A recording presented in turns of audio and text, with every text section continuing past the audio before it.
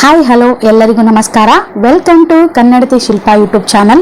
So ಇವತ್ತಿನ ಈ ತರಗತಿಯಲ್ಲಿ ಕನ್ನಡದ ವ್ಯಾಕರಣಕ್ಕೆ ಸಂಬಂಧಿಸಿದಂತಹ ಪ್ರಮುಖ ಪ್ರಶ್ನೋತ್ತರಗಳನ್ನು ಸಾಲ್ವ್ ಮಾಡ್ತಾ ಹೋಗೋಣ. ಸೊ ಈ ಒಂದು ತರಗತಿ ಮುಂದೆ ಬರುವಂತಹ ಎಲ್ಲಾ ಪರೀಕ್ಷೆಗಳಿಗೂ ಖಂಡಿತ ಹೆಲ್ಪ್ ಆಗುತ್ತೆ. ಹಾಗಾಗಿ ವಿಡಿಯೋನ ಸ್ಕಿಪ್ ಮಾಡದೆ ಕೊನೆವರೆಗೂ ನೋಡ್ತಾ ಹೋಗಿ. ಇಂದಿನ ಈ ತರಗತಿಯ ಮೊದಲ ಪ್ರಶ್ನೆ ಹೀಗಿದೆ. ಇವತ್ತಿನ ಈ ತರಗತಿಯ ಮೊದಲ ಪ್ರಶ್ನೆ ನೋಡೋದಾದ್ರೆ, ಹಸಿರು ಎಂಬಲ್ಲಿ ಯಾವ ಪ್ರಕಾರದ ಪದವನ್ನ ಹೊಂದಿದೆ? ಹಸಿರು ಎಂಬಲ್ಲಿ ಯಾವ ಪ್ರಕಾರದ ಪದವಾಗಿದೆ? ಸೊ ಆಯ್ಕೆಗಳನ್ನ ನೋಡೋದಾದ್ರೆ, ಕ್ರಿಯಾಪದ, ಕ್ರಿಯಾ ವಿಶೇಷಣ, ನಾಮಪದ, ವಿಶೇಷಣ. ಸೊ ಈ ಒಂದು ಪ್ರಶ್ನೆಗೆ ಸರಿಯಾದ ಉತ್ತರ ಆಪ್ಷನ್ ಡಿ, ವಿಶೇಷಣ. ಸೊ ಹಸಿರು ಎಂಬಂತಹ ಪದ ಯಾವ ಪ್ರಕಾರಕ್ಕೆ ಸೇರಿದೆ ಅಂದ್ರೆ ವಿಶೇಷಣ ಎಂಬ ಪ್ರಕಾರಕ್ಕೆ ಸೇರಿದೆ. ಯಾಕೆಂದ್ರೆ ಕ್ರಿಯಾಪದ ಅಂದ್ರೇನು? ಸೊ ಕ್ರಿಯೆಯನ್ನ ಸೂಚಿಸುವಂತಹ ಪದಗಳಿಗೆ ನಾವು ಕ್ರಿಯಾಪದ ಅಂತ ಹೇಳಿ ಕರಿತೀವಿ. ಅದೇ ಕ್ರಿಯೆಯನ್ನ ವಿಶೇಷಣ ಮಾಡಿ ಹೇಳ್ತು ಅಂದ್ರೆ ಅಂತಹ ಪದಗಳಿಗೆ ನಾವು ಕ್ರಿಯಾ ವಿಶೇಷಣ ಅಂತ ಹೇಳಿ ಕರಿತೀವಿ. ನಾಮಪದ ಅಂದ್ರ ವ್ಯಕ್ತಿ, ವಸ್ತು, ಸ್ಥಳ, ಪ್ರಾಣಿ, ಪಕ್ಷಿಗಳ ಹೆಸರನ್ನ ಸೂಚಿಸುವಂತಹ ಪದಗಳಿಗೆ ನಾವು ನಾಮಪದ ಅಂತೀವಿ. ಇನ್ನು ವಿಶೇಷಣ ಅಂದ್ರೆ ಹಸಿರು ಎಂಬಂತಹ ಪದ ವಿಶೇಷಣ ಎಂಬ ಪ್ರಕಾರಕ್ಕೆ ಸೇರಿದೆ. ನೆಕ್ಸ್ಟ್ ಎರಡನೇ ಪ್ರಶ್ನೆ, ನಾನು ಪುಸ್ತಕ ಓದುತ್ತೇನೆ ಈ ವಾಕ್ಯದಲ್ಲಿ ಕ್ರಿಯಾಪದ ಯಾವುದು? ನಾನು ಪುಸ್ತಕ ಓದುತ್ತೇನೆ ಎಂಬಂತಹ ವಾಕ್ಯದಲ್ಲಿ ಕ್ರಿಯಾಪದ ಯಾವುದು? ಸೊ ಆಯ್ಕೆಗಳನ್ನ ನೋಡೋದಾದ್ರೆ, ನಾನು ಪುಸ್ತಕ ಓದುತ್ತೇನೆ ಯಾವುದು ಅಲ್ಲ. ಸೊ ಈ ಒಂದು ಪ್ರಶ್ನೆಗೆ ಸರಿಯಾದ ಉತ್ತರ ಆಪ್ಷನ್ ಸಿ, ಓದುತ್ತೇನೆ. ಸೊ ಈ ಒಂದು ವಾಕ್ಯದಲ್ಲಿ ಕ್ರಿಯಾಪದ ಯಾವುದು ಅನ್ನೋದು ಪ್ರಶ್ನೆ ಇದೆ. ಸೊ ನಾನು ಅನ್ನುವಂತಹ ಪದವು ಇದು ಕರ್ತು ಪದಕ್ಕೆ ಸೇರಿದಂತಹ ಪದವಾಗಿದೆ. ಇನ್ನು ಪುಸ್ತಕ ಅನ್ನುವಂತಹ ಪದ ಕರ್ಮ ಪದಕ್ಕೆ ಉದಾಹರಣೆಯಾಗಿದೆ. ಇನ್ನು ಓದುತ್ತೇನೆ ಅನ್ನುವಂಥದ್ದು ಕ್ರಿಯಾಪದಕ್ಕೆ ಉದಾಹರಣೆಯಾಗಿದೆ. ಸೊ ಕ್ರಿಯಾಪದ ಅಂದ್ರೆ ಕ್ರಿಯೆಯನ್ನ ಸೂಚಿಸುವಂತಹ ಪದಗಳಿಗೆ ನಾವು ಕ್ರಿಯಾಪದ ಅಂತ ಹೇಳಿ ಕರಿತೀವಿ.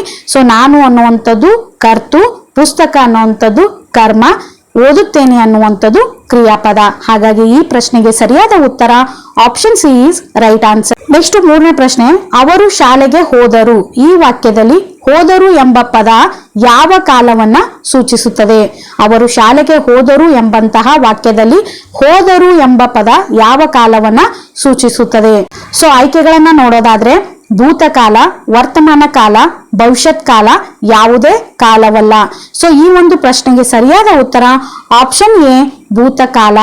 ಅವರು ಶಾಲೆಗೆ ಹೋದರು ಅನ್ನುವಂತಹ ಪದದಲ್ಲಿ ಹೋದರು ಅನ್ನುವಂತಹ ಪದ ಭೂತಕಾಲಕ್ಕೆ ಉದಾಹರಣೆಯಾಗಿದೆ.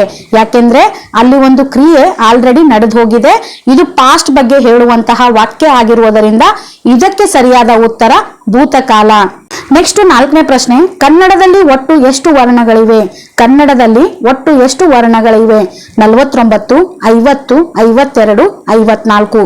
ಸೊ ಈ ಒಂದು ಪ್ರಶ್ನೆಗೆ ಸರಿಯಾದ ಉತ್ತರ option A is right answer. So ಕನ್ನಡದಲ್ಲಿ ಒಟ್ಟು ಎಷ್ಟು ವರ್ಣಗಳಿವೆ ಅಂದ್ರೆ 49 ವರ್ಣಗಳನ್ನ ನಾವು ಕನ್ನಡ ವರ್ಣಮಾಲೆಯಲ್ಲಿ ನೋಡಬಹುದಾಗಿದೆ. ಸೊ ಕೇಶಿರಾಜನ ಪ್ರಕಾರ ಕನ್ನಡದ ವರ್ಣಮಾಲೆಗಳು ಎಷ್ಟು ಅಂದ್ರೆ 52. ಆದ್ರೆ ಪ್ರೆಸೆಂಟ್ ಇರುವಂತಹ ಕನ್ನಡದಲ್ಲಿರುವಂತಹ ವರ್ಣಗಳ ಸಂಖ್ಯೆ ಎಷ್ಟು ಅಂದ್ರೆ 49. ಸೊ ಕನ್ನಡ ವರ್ಣಮಾಲೆಯಲ್ಲಿ ಒಟ್ಟು 49 ಅಕ್ಷರಗಳನ್ನ ನಾವು ನೋಡಬಹುದು. ಇವುಗಳನ್ನ ನಾವು 3 ವಿಭಾಗಗಳಾಗಿ ವಿಂಗಡಿಸಲಾಗಿದೆ. ಇದಕ್ಕೆ ಸಂಬಂಧಪಟ್ಟಂತೆ ಸಂಪೂರ್ಣ ಎಕ್ಸ್ಪ್ಲೇನ್ ಅನ್ನ ನಾನು ಮುಂದಿನ ತರಗತಿಯಲ್ಲಿ ಕೊಡ್ತಾ ಹೋಗ್ತೀನಿ. ನೆಕ್ಸ್ಟ್ 5ನೇ ಪ್ರಶ್ನೆ, ಕನ್ನಡದ ಪಿತಾಮಹ ಎಂದು ಯಾರನ್ನು ಕರೆಯುತ್ತಾರೆ? ಕನ್ನಡದ ಪಿತಾಮಹ ಎಂದು ಯಾರನ್ನು ಕರೆಯುತ್ತಾರೆ? ಸೊ ಆಯ್ಕೆಗಳನ್ನ ನೋಡೋದಾದ್ರೆ, ಬಸವಣ್ಣ, ಕವಿ ಪಂಪ, ಕೆಂಪೇಗೌಡ, ಫರ್ಡಿನಂಡ್ ಕಿಟ್ಟಲ್. ಸೊ ಈ ಒಂದು ಪ್ರಶ್ನೆಗೆ ಸರಿಯಾದ ಉತ್ತರ option D is right answer. So ಕನ್ನಡದ ಪಿತಾಮಹ ಎಂದು ಯಾರನ್ನು ಕರೆಯುತ್ತಾರೆ ಅಂದ್ರೆ ಫರ್ಡಿನಾಂಡ್ ಕಿಟ್ಟಲ್ ಅವರನ್ನ ಕನ್ನಡದ ಪಿತಾಮಹ ಎಂದು ಕರೆಯಲಾಗುತ್ತದೆ. ಸೊ ಬಸವಣ್ಣನವರಿಗೆ ಕರ್ನಾಟಕದ ಮಾರ್ಟಿನ್ ಲೂಥರ್ ಎಂದು ಕರೆಯಲಾಗುವುದು. ಸೊ ಬಸವಣ್ಣನವರಿಗೆ ಕರ್ನಾಟಕದ ಮಾರ್ಟಿನ್ ಲೂಥರ್ ಎಂದು ಕರೆಯಲಾಗುವುದು. ಹಾಗೂ ಕವಿ ಪಂಪನಿಗೆ ಆದಿಕವಿ ಪಂಪ ಎಂದು ಕರೆಯಲಾಗುವುದು. ಇನ್ನು ಕೆಂಪೇಗೌಡರವರಿಗೆ ನಾಡಪ್ರಭು ಎಂದು ಕರೆಯಲಾಗುವುದು. ಇನ್ನು ಕನ್ನಡದ ಆಸ್ತಿ ಅಂತ ಹೇಳಿ ಮಾಸ್ತಿ ವೆಂಕಟೇಶ್ ಅಯ್ಯಂಗಾರ್ ಅವರನ್ನ ಕರೆಯಲಾಗುವುದು. ವಚನಗಳ ಪಿತಾಮಹ ಎಂದು ಪಗು ಹಳಕಟ್ಟಿಯವರಿಗೆ ಕರೆಯಲಾಗುವುದು. ಇನ್ನು ಸಂಗೀತದ ಪಿತಾಮಹ ಎಂದು ಪುರಂದರದಾಸರಿಗೆ ಕರೆಯಲಾಗುವುದು. ಸೊ ಇವೆಲ್ಲವೂ ಪ್ರಮುಖ ಪ್ರಶ್ನೆಗಳು ಅಂತಾನೆ ಹೇಳ್ಬೋದು. ಇಂತಹ ಪ್ರಶ್ನೆಗಳು ಎಲ್ಲಾ ಪರೀಕ್ಷೆಗಳಲ್ಲೂ ಖಂಡಿತ ಬಂದೇ ಬರ್ತವೆ. ಹಾಗಾಗಿ ಒಂದ್ಸಾರಿ ಇಂತಹ ಪ್ರಶ್ನೆಗಳಿಗೆ ಒಂದ್ಸಾರಿ ನೀವು ರಿಕಾಲ್ ಮಾಡ್ತಾ ಹೋಗಿ. ನೆಕ್ಸ್ಟ್ ಪ್ರಶ್ನೆ 6ನೇ ಪ್ರಶ್ನೆ, ನಾನು ಮನೆಗೆ ಹೋಗುತ್ತೇನೆ ಈ ವಾಕ್ಯದ ನಾನು ಎಂಬುದು ಯಾವ ವಾಚ್ಯ? ಸೊ ನಾನು ಮನೆಗೆ ಹೋಗುತ್ತೇನೆ ಎಂಬಂತಹ ಈ ವಾಕ್ಯದಲ್ಲಿ ನಾನು ಎಂಬುದು ಯಾವ ವಾಚ್ಯ? ಕರ್ಮಣಿ ವಾಚ್ಯ, ಭಾವ ವಾಚ್ಯ, ಕರ್ತರಿ ವಾಚ್ಯ, ಕ್ರಿಯಾವಾಚ್ಯ. ಸೊ ಈ ಒಂದು ಪ್ರಶ್ನೆಗೆ ಸರಿಯಾದ ಉತ್ತರ ಆಪ್ಷನ್ ಸಿ ಕರ್ತರಿ ವಾಚ್ಯ. ಸೊ ನಾನು ಮನೆಗೆ ಹೋಗುತ್ತೇನೆ ಎಂಬಂತಹ ಈ ವಾಕ್ಯದಲ್ಲಿ ನಾನು ಎಂಬಂತಹ ಪದ, ಸೊ ಈ ನಾನು ಅನ್ನುವಂತಹ ಪದವು ಕರ್ತು ಆಗಿದೆ, ಹಾಗಾಗಿ ಇದನ್ನ ಕರ್ತರಿ ವಾಚ್ಯ ಎಂದು ಕರೆಯಲಾಗುವುದು.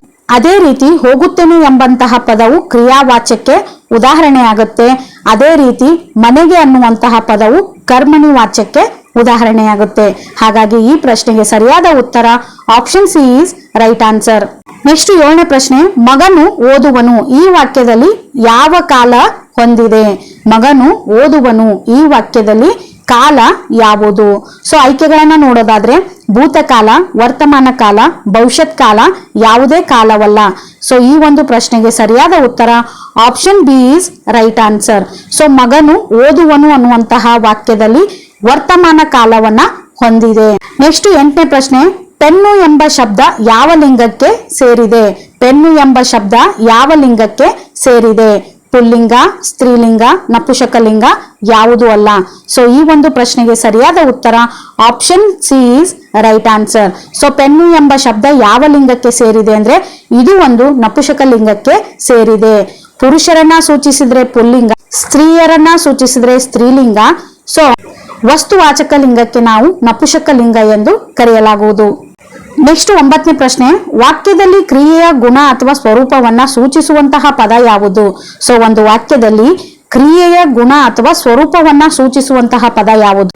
ಸೊ ಆಯ್ಕೆಗಳನ್ನ ನೋಡೋದಾದ್ರೆ ನಾಮಪದ, ಸರ್ವನಾಮ, ಕ್ರಿಯಾ ವಿಶೇಷಣ, ಕ್ರಿಯಾಪದ. ಸೊ ಈ ಒಂದು ಪ್ರಶ್ನೆಗೆ ಸರಿಯಾದ ಉತ್ತರ option C is right answer.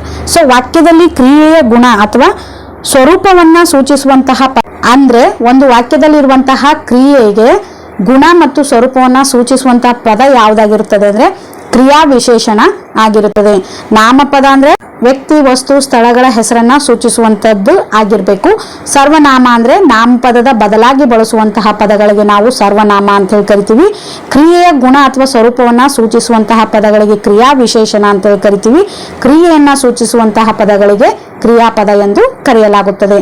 Next ಪ್ರಶ್ನೆ 10ನೇ ಪ್ರಶ್ನೆ, ಅವನು ಓದುತ್ತಾನೆ ಈ ವಾಕ್ಯದಲ್ಲಿ ಸರ್ವನಾಮ ಯಾವುದು? ಅವನು ಓದುತ್ತಾನೆ ಈ ವಾಕ್ಯದಲ್ಲಿ ಸರ್ವನಾಮ ಯಾವುದು? ಓದುತ್ತಾನೆ, ಅವನು ವಾಕ್ಯ ಯಾವುದು ಅಲ್ಲ. ಸೊ ಈ ಒಂದು ಪ್ರಶ್ನೆಗೆ ಸರಿಯಾದ ಉತ್ತರ ಆಪ್ಷನ್ ಬಿ ಅವನು. ಸೊ ಅವನು ಓದುತ್ತಾನೆ ಅನ್ನುವಂತಹ ಈ ವಾಕ್ಯದಲ್ಲಿ ಸರ್ವನಾಮವನ್ನ ಕೇಳಿದ್ದಾರೆ. ಸರ್ವನಾಮ ಅಂದ್ರೇನು?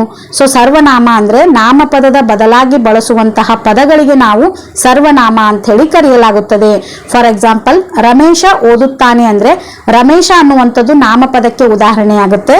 ಆ ರಮೇಶ ಜಾಗದಲ್ಲಿ ಅವನು ಓದುತ್ತಾನೆ ಅನ್ನುವಂತಹ ವಾಕ್ಯವನ್ನ ಬಳಸಿದ್ರೆ ಅಲ್ಲಿ ಅವನು ಅನ್ನುವಂತಹ ಪದವು ಸರ್ವನಾಮಕ್ಕೆ ಉದಾಹರಣೆ ಆಗುತ್ತೆ. ಹಾಗಾಗಿ ಈ ಪ್ರಶ್ನೆಗೆ ಸರಿಯಾದ ಉತ್ತರ option B is right answer. So ಇದಾಗಿತ್ತು ಇಂದಿನ ತರಗತಿ. ಈ ತರಗತಿಯಲ್ಲಿ ಕನ್ನಡ ವ್ಯಾಕರಣಕ್ಕೆ ಸಂಬಂಧಿಸಿದಂತೆ ಪ್ರಮುಖ 10 ಪ್ರಶ್ನೆಗಳನ್ನ ಇವತ್ತಿನ ಈ ತರಗತಿಯಲ್ಲಿ ಸಾಲ್ವ್ ಮಾಡ್ತಾ ಹೋದೆವು. ಸೊ ಈ ಒಂದು ತರಗತಿ ಖಂಡಿತ ಮುಂದೆ ಬರುವಂತಹ ಎಲ್ಲಾ ಪರೀಕ್ಷೆಗಳಿಗೂ ಖಂಡಿತ ಹೆಲ್ಪ್ ಆಗುತ್ತೆ. ಹಾಗೆ ಈ ಒಂದು ತರಗತಿ ಖಂಡಿತ ನಿಮಗೆ ಇಷ್ಟವಾಗಿದೆ ಅಂತ ಹೇಳಿ ಭಾವಿಸ್ತಾ ಇದ್ದೀನಿ. ಸೊ ಈ ಒಂದು ತರಗತಿ ನಿಮಗೆ ಇಷ್ಟವಾದ್ರೆ ಪ್ಲೀಸ್ ಲೈಕ್ ಮಾಡಿ, ಶೇರ್ ಮಾಡಿ ಹಾಗೂ ತಪ್ಪದೆ ಸಬ್ಸ್ಕ್ರೈಬ್ ಮಾಡ್ಕೊಳ್ಳಿ. ಹಾಗೆ ಮುಂದೆ ಬರುವಂತಹ ಎಲ್ಲಾ ಪರೀಕ್ಷೆಗಳಿಗೂ ಹೆಲ್ಪ್ ಆಗುವಂತಹ ವಿಡಿಯೋಸ್ಗಳಿಗೋಸ್ಕರ ನನ್ನ ಚಾನೆಲ್ ಅನ್ನು ನಿರಂತರವಾಗಿ ವೀಕ್ಷಣೆ ಮಾಡ್ತಾ ಇರಿ. ಹಾಗೆ ನಿಮ್ಮ ಫ್ರೆಂಡ್ ಸರ್ಕಲ್ ನಲ್ಲಿ ಯಾರೆಲ್ಲ ಟಿಇಟಿ ಪರೀಕ್ಷೆ ಅಥವಾ HSTR ಹಾಗೂ GPSTR ಪರೀಕ್ಷೆಗೆ ತಯಾರಿ ನಡೆಸ್ತಾ ಇದ್ದಾರೋ ಸೊ ಅವ್ರೆಲ್ಲರಿಗೂ ಈ ಒಂದು ವಿಡಿಯೋನ ಶೇರ್ ಮಾಡ್ತಾ ಹೋಗಿ. ಮತ್ತೊಂದು ಹೊಸ ವಿಡಿಯೋದೊಂದಿಗೆ ಆದಷ್ಟು ಬೇಗ ನಿಮ್ಮ ಎದುರಿಗೆ ಬರ್ತೀನಿ. ಅಲ್ಲಿವರೆಗೂ keep watching our YouTube channel ಅಂತ ಹೇಳ್ತಾ ಎಲ್ಲರಿಗೂ ಒಳ್ಳೆಯದಾಗ್ಲಿ. Bye bye friends.